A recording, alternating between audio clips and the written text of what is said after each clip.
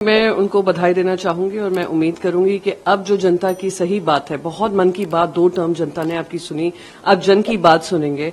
Simple majority से पीछे रह गई है भारतीय जनता पार्टी, वही भारतीय जनता पार्टी जहां प्रधानमंत्री नरेंद्र मोदी ने पार्लियामेंट में कहा था कि 400 का आंकड़ा पार करेंगे, 370 तो बीजेपी ही लेकर आएगी।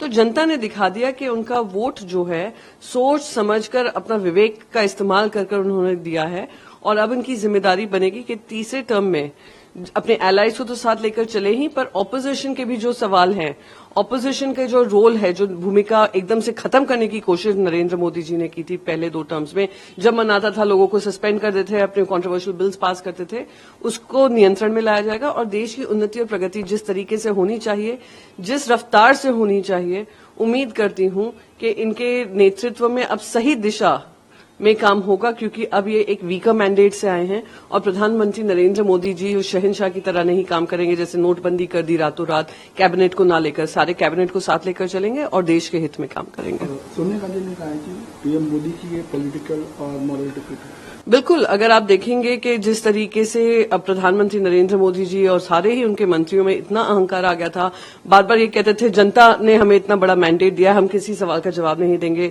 इतिहास में पहली बार हुआ होगा कि 150 से ज्यादा सांसदों को सस्पेंड कर दिया गया क्योंकि वो सवाल पूछ रहे थे पार्लियामेंट अटैक को लेकर। फिर देश ने ये भी देखा कि इस तरीके से एजेंसीज का दुरुपयोग हुआ। ED, CBI, income tax, election commission, media houses, सबको ही घुटनों पे टेक दिया था और वो लोग गिड़गिड़ा रहे थे सत्ता के सामने। तो जनता ने उसका जवाब दिया है और जनता ने उनको सिंपल मेजॉरिटी से भी दूर रखा है।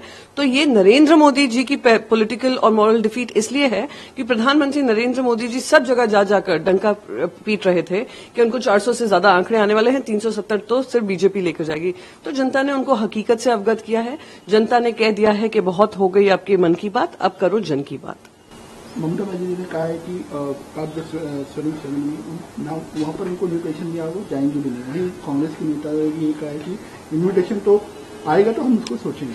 देखिए, जिस मंशा से इन्विटेशन जाता है, जहां विपक्ष की एक अहम भूमिका होती है, उस मंशा से इन्विटेशन नहीं आया है और इन्विटेशन आने में भी देरी हुई है। मैं मानती हूं कि ये सेरेमोनियल ओथ से ज्यादा इम्पोर्टेंट ये है कि किस तरीके से ये सरकार चलेगी और जब प्रधानमंत्री आज ओथ लेंगे वो जनता के काम, जनता के विकास के लिए काम करेंगे और देश की प्रगति और उन्नति के काम करेंगे, ना कि उनके अहंकार के चलते, उनकी शाहनशाह जैसी जो आदतें पड़ गई थी उसके चलते ये ओथ टेकिंग सेरेमनी नहीं होगी। ओथ टेकिंग से ज्यादा मैं मानती हूं उनका कार्यकाल रहेगा। सोनिया गांधी रीइलेक्ट हुई है कांग्रेस पार्लियामेंट्री। मैं उनको बधाई देना चाहूंगी। मैं उम्मीद करती हूं कि जिस तरीके से उन्होंने कांग्रेस पार्टी की जिम्मेदारी एज अ प्रेसिडेंट ली है, as parliamentary party leader continued उनका टेन्योर रहा है और उन्होंने दशा और दिशा दिखाई है कांग्रेस पार्टी को। Congress will continue to take an important role, opposition की भूमिका अच्छे से निभाएगी और जनता की आवाज जिस कारण से विपक्ष को आज इतने